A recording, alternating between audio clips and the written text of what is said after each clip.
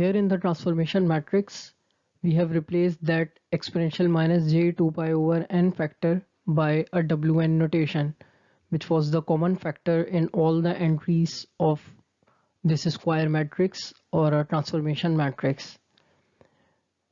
And the values of small k and small n should be written in the superscript of the wn notation depending upon the specific values of k and n.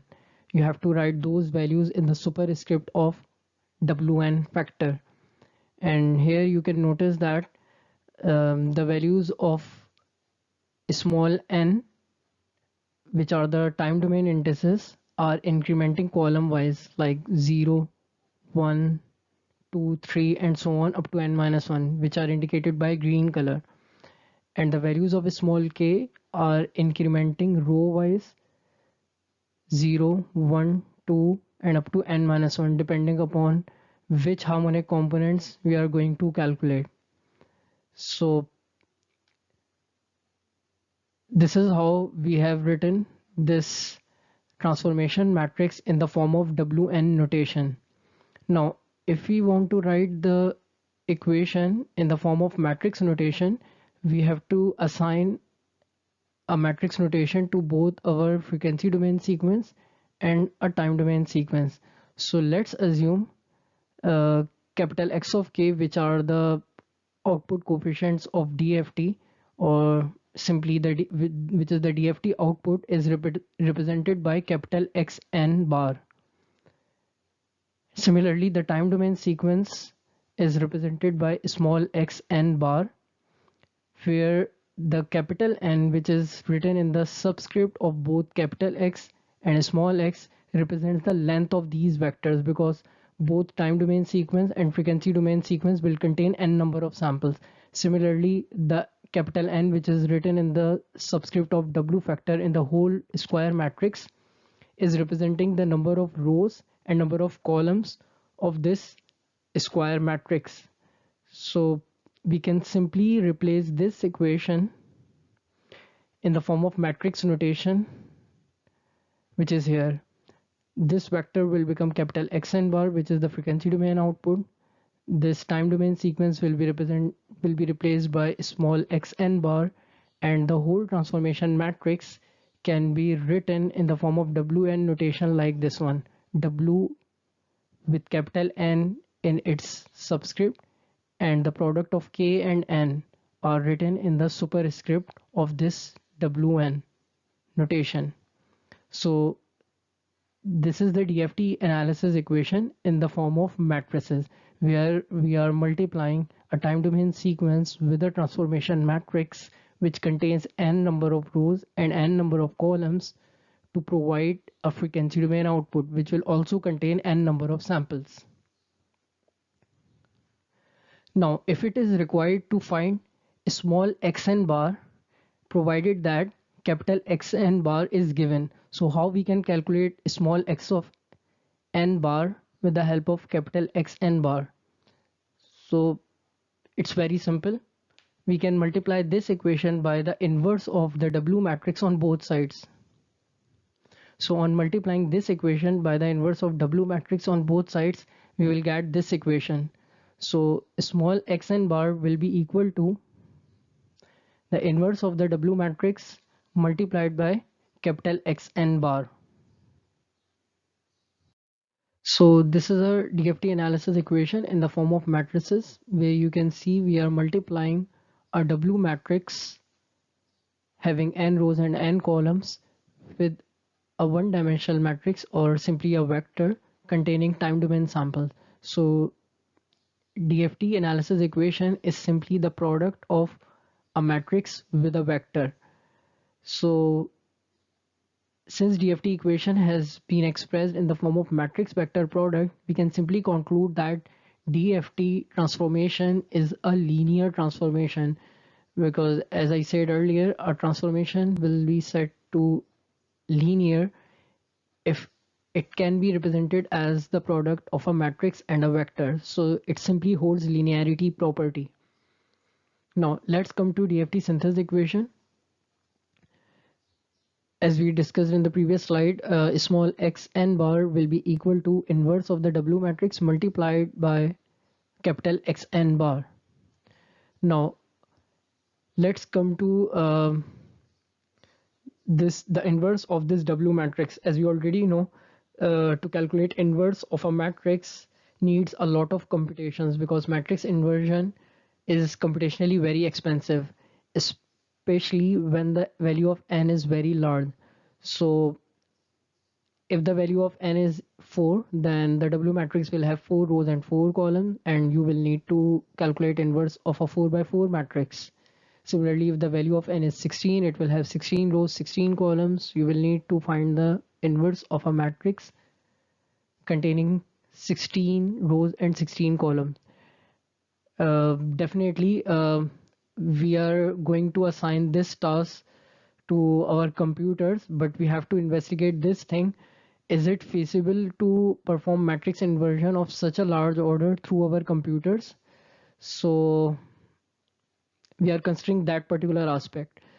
And similarly, if the value of n is 1024, then it will have 1024 rows and 1024 columns. And to calculate the inverse of such a matrix will be really time consuming. And you can also assume a very large value of n, like 1 million. So that W matrix will have 1 million rows and 1 million columns. So you can imagine that how many computations will be needed to calculate the inverse of such a huge matrix. So our task is, we want to implement the synthesis equation in the form of matrices, but we want to replace the inverse of a W matrix. So we will try to develop another substitute which will be computationally feasible than the inversion of a W matrix. So let's see how we can replace the inversion of a W matrix by a simple mathematical operation. So this is the DFT synthesis equation in which we are facing the problem of matrix inversion. Now, one possible way to represent this equation in the form of matrices is that we can simply expand this equation as we did previously in the case of analysis equation.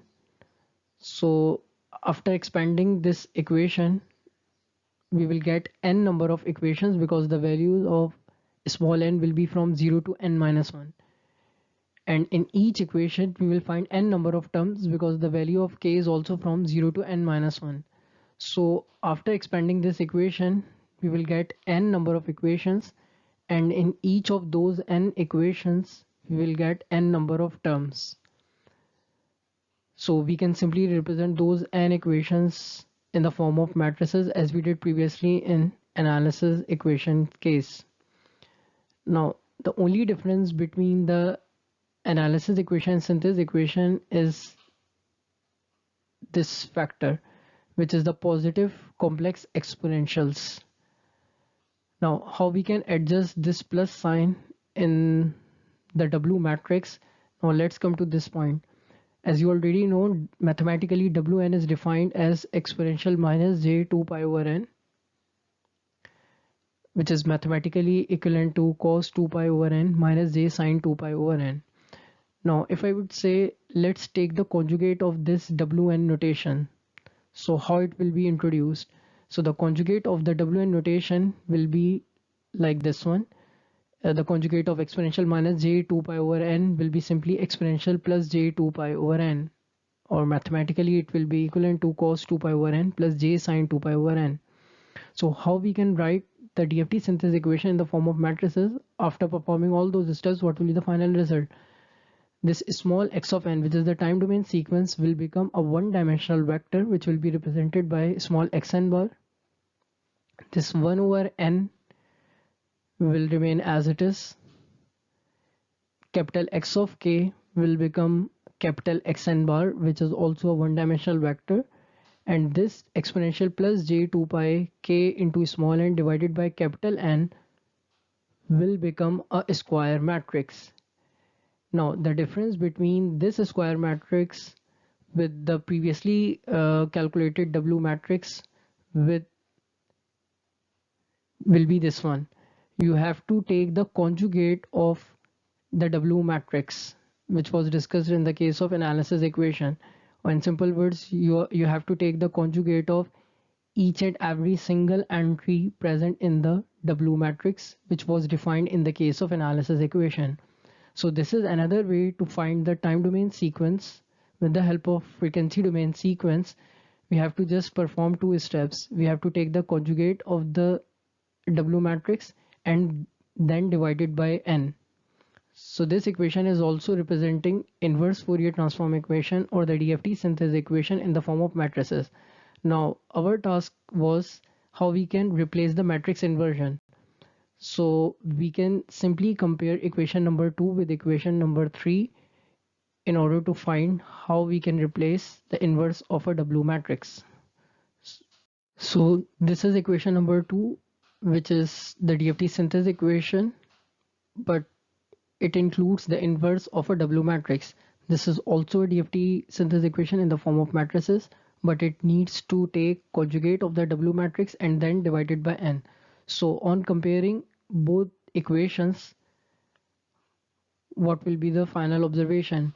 The inverse of a W matrix is simply equal to conjugate of the same W matrix then divided by n.